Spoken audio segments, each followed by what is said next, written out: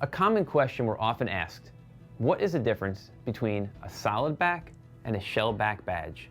While the two badge types look identical from the front, the difference is how much they weigh and how they look from the back. Shell back badges, also known as hollow badges, are made using both a front and back die to press the brass. The back die pushes into the front die, creating the hollow cavity on the back of the badge. This method results in a lighter weight badge without sacrificing any visual detail. Unlike the shell back badges, solid back badges use only a front die to press the brass. The front die presses against a flat surface to create a solid backing. Solid back badges are going to be heavier than shell back. Now, you might wonder which type of back is better for your badge. It's important to note that not all badges are going to offer this option. Many badges come standard in either shell or solid back, so it really comes down to your personal preference.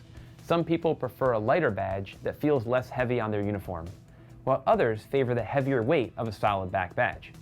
If you have further questions on shell back versus solid back, please don't hesitate to contact us. Our dedicated team is here to help you with all your badge and insignia questions. Additionally, you can also learn more about this topic in our Learning Center article.